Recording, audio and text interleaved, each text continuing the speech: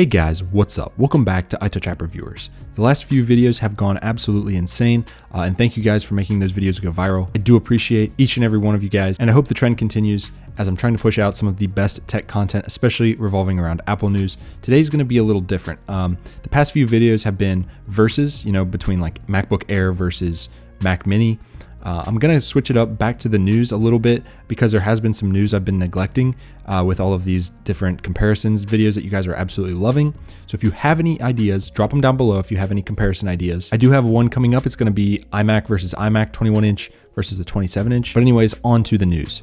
First off, Apple seeds the second beta of iOS 12.1.1 to developers and public beta available. So if you guys are on this beta train, you guys can go update. This update is actually going to be really good. We don't know how many betas there will be, but I would guess 4 to 5. So we're getting about halfway there. So that's cool. Next up, Samsung shows off a prototype of a smartphone with a foldable display. Now we saw this coming. I don't report on this very much, but I decided, this one would be kind of a good idea. So here it is in action. I know it's kind of small here, but he's got the phone right there. You can see how thick that is. That is just crazy thick. And then he opens it up, and as you can see, there is the foldable display. Now this is just a prototype, and obviously this is in almost complete darkness. So you can imagine how bad this thing actually looks, but it is neat that they're doing this. I don't see the practicality of it, at least right now. In the future, maybe it'll be something cool, but I just don't see the huge value in this right now. But again, in the future, we'll see. It could be cool.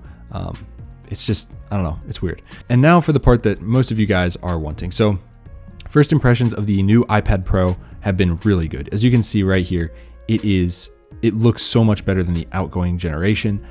If you guys are looking for an iPad Pro, this generation looks absolutely gorgeous. The whole entire device is a work of art. It is so thin, the bezels are so small, and the screen just looks so good.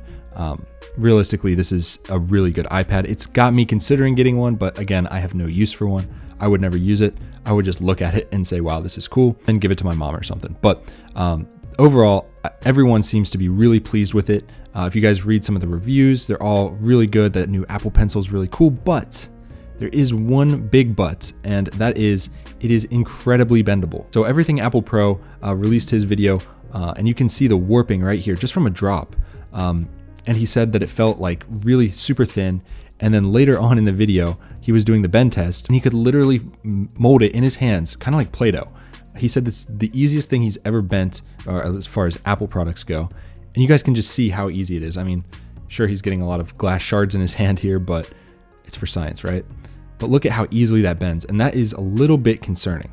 So I don't know if Lou from Unbox Therapy is going to make a huge video about this, like, oh, this bends, because that's what, rocketed him to like 2 million subscribers at the time. But yeah, you guys can just see I'm showing a little bit of this video here. I don't have one in front of me, of course, and I sure as hell am not going to do this to it if I had one, but look how easily that bends.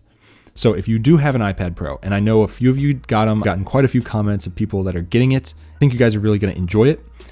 Just be careful with it. If it's in a bag or something, make sure it's got a rigid structure next to it. Don't lean on it or anything, because you can see how easily he's bending this almost into a bowl shape, and that is just scary. It's still working though, but that's probably irreparable damage right there. Moral of the story, the iPad Pro is incredibly thin and apparently very malleable. So keep that in mind when you get this. So that's all I got for this video, guys. Hopefully you enjoyed it. Again, more comparison videos coming soon. So if you subscribed for those, you'll be getting them. And I will keep the Apple news coming. And you guys keep being awesome. Hit this video with a big thumbs up and subscribe, and I will see you guys in the next one. Peace.